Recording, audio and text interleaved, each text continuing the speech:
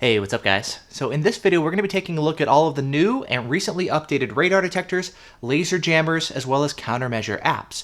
And also, like last month's video, in this one, I'm also going to be focusing on some things coming up here in the near future. So with that said, let's go ahead and jump right into it. Now, starting off, Radenso Theia, that's the big news that we're all really interested in. If you haven't checked out Radenso's YouTube channel, they're actually now starting to post some videos showing some of the hardware, like the motherboard that's going to be used in Theia. They're showing the control knob that they're using, kind of like with the V1, and a lot of the selection and design choices that go into it. They're sharing a lot of the R&D and thought behind how they're actually creating the detector.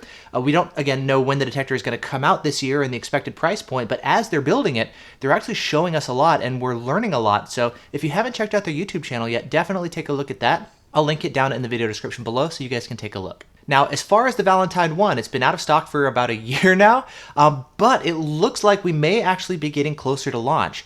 V1, they've been waiting on parts for months and months and months, and it looks like now they're saying the parts are in stock. They're just doing their testing to make sure that the software they've written and the parts in the new version of the detector, they're all working well together. I missed. There we go. Working well together. And if you'd like to order one, you can actually call up V1 now and go ahead and put a pre-order down. Now, that said, a lot of people are still very skeptical because they've been telling us for a while that it's going to be available soon, and people are, again, understandably still very skeptical. Now, that said, there's a patent that was recently approved that's kind of their main patent for the new hardware platform that they're using. And the general idea is they want to simplify the hardware specifically to help improve sensitivity, long-range performance. And I'll link in the video description to where you can read more about it, some of the changes that they're doing to the filtering and the filter design in the detector if you want to take a technical look. But now that that's been approved and they're saying that they have the parts available, it looks like we're getting closer to actually being able to launch it, which is great news. They're not sure exactly when it's going to come out. They're estimating in like maybe a week or two, sometime in March, so that's obviously coming up very soon. Price, they're not sure about that yet either. It's going to be $400 something. I don't know if it's $449, $499. Bluetooth seems like it's going to be integrated, but we don't really have a lot of good information to confirm yet. But as soon as we get one and we've got more information, I'll definitely keep you posted.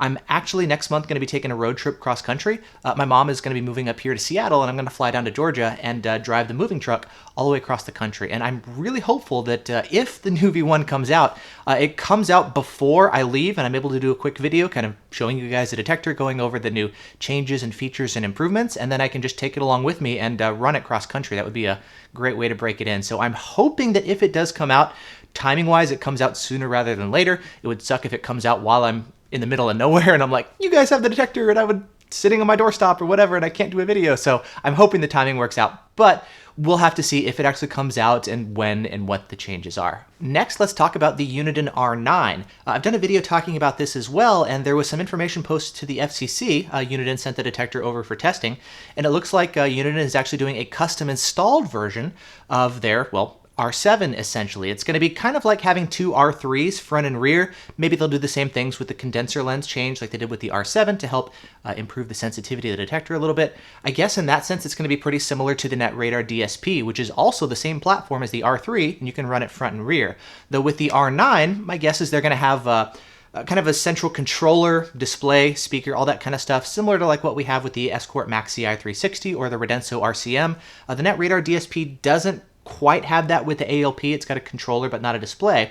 But nevertheless, my guess is going to be similar to the NetRadar DSP, but with its own centralized controller, kind of like the Escort or the current Radensos. We don't know anything as far as expected release date or price point for that one either, just a little bit of information from the FCC, but that's one that we can expect coming down the line as well. Next, taking a look at laser jammers. With the TMG, we're now up to firmware 8.11.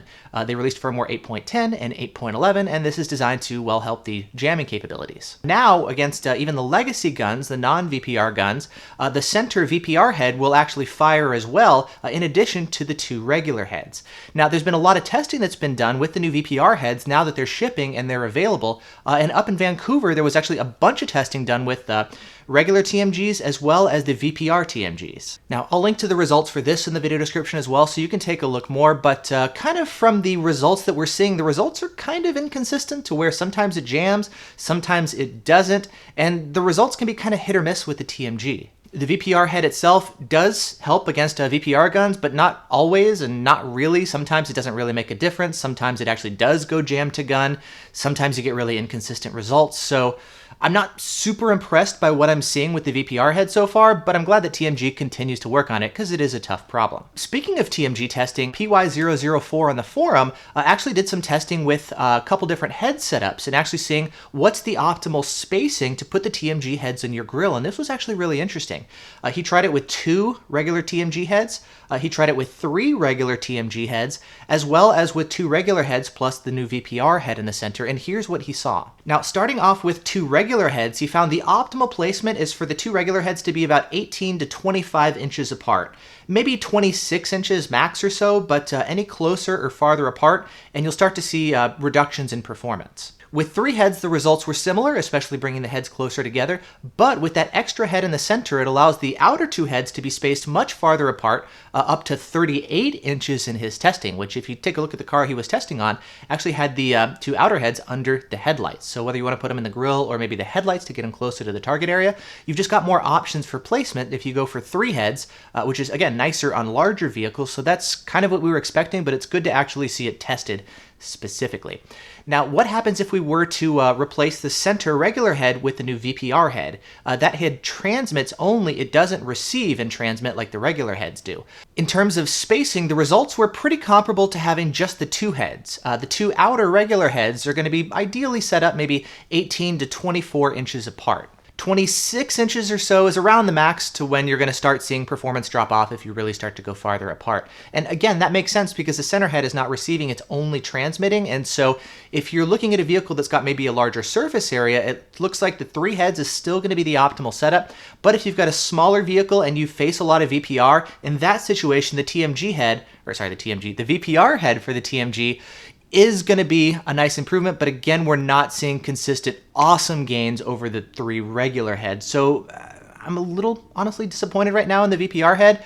There are some improvements, but hopefully there's still a lot of room left in software for it to improve because it's not quite as a impressive hit, and an improvement the way we've been seeing with maybe the ALP's TX sensor. The VPR head doesn't seem to be as effective as the ALP, kind of like how the TMG without the VPR head also isn't as effective as the ALP. But again, I'm glad to see that they continue to work on this. Next, moving on to TPX. These guys have the motorcycle-specific laser jammer, and they released an update recently to help address some of the issues jamming some of the stalker guns.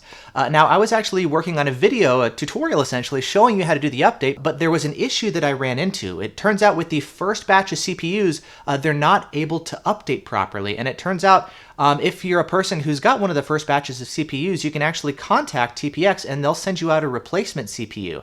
My CPU is actually in the mail. I'm waiting for a replacement one so that I'll be able to do the update process properly. When it comes in, I'll be doing a video actually showing you guys the update process. Pretty much download the file to your computer, put it on a USB stick, and plug it into the CPU. Pretty straightforward, but nice to have a video. And once I've got the replacement CPU, I'll be able to do a video showing you guys that. Now, speaking of motorcycles, a lot of you guys ask about motorcycle installations, and since I don't ride motorcycles, that's not something that I'm able to personally do myself. However, take a look at Hawkeye 1680's information that he posted on RDF. He's actually got a video showing you his install on a motorcycle where he's got his Uniden R9 mounted, he's got his phone there, he talks about the different mounting solutions, he talks about how things are powered, how they're wired into your helmet, etc. And so again, this isn't really something that I'm able to give you guys more information on, but this is just one example of a helpful video that somebody's put together. And if you're interested in learning a little bit more about your options on a motorcycle, that's a great resource that I'm happy to share with you. And a big thanks to Hawkeye for shooting that video and making it available for you guys. Next, moving on to the Escort ZW5. These are Escort's wireless laser jammers, to where you get 2 laser jammers out in the grill, and then they can wirelessly communicate to your Escort windshield mount radar detector without having to run any cables through the firewall. Now, the ZW5 has plugs for up to 4 heads, but Escort has only been recommending that you run 2 heads up front. Well, Escort has now made some changes, and now you have the option of actually running 4 heads if you want, with one caveat. The caveat with the ZW5, not the ZR5, but the ZW5, is that if you want to run 4 heads, you have to run the extra 2 heads in the rear. Escort does not recommend running all 4 heads up front, and they find that laser jamming performance will actually reduce if you run 4 heads up front, so they recommend only 2. Now, this kind of defeats the purpose of going for the wireless heads because, well, the real big benefit of this is the fact that you don't have to run any cables through your vehicle's firewall. You just got it in the engine bay and on the windshield. They're separate, and you don't have to run the cable through the firewall. Well, if you want to run rear heads, that means you have to run those cables from the vehicle's engine bay through the firewall, all the way out through the car, into the trunk area, and then back onto the rear of the vehicle. And again, running the cables kind of defeats the whole purpose of going for a wireless setup in the first place. Now, this could be helpful if you're one of the people who purchased a ZW5 and then maybe later on down the line you say, I really wish I had rear heads. Okay, you now have the option of actually plugging in the other two heads and setting it up that way. But it doesn't give the option of actually running them all up front. It's really not designed for that. So if you're looking to maybe upgrade your ZW5, Escort now has made that option available. Next, I want to talk about JBV1. This is an awesome V1 app that can also be run standalone if you don't necessarily have a V1, and it's now up to firmware 1.10.0. I know there's some new changes that are about to come out even while I'm shooting this video, and that's kind of one of the things about JBV1 is he's constantly implementing new ideas and suggestions as people use the app and they're like, ooh, this would be really cool, could you do that? And he does a great job of continually keeping it updated. Now, one of the biggest new updates is kind of more integration with the app Highway Radar. Now, Highway Radar, it's another third-party app that relies on user-generated crowdsourced information, and people have marked on their phones where maybe police officers have been located, and it will just take a look at all the historical data and say, oh, here's an area where you'll commonly see police versus here's an area where you won't see them that often. And when you're driving, it actually has kind of color-coded heat maps that go over the screen.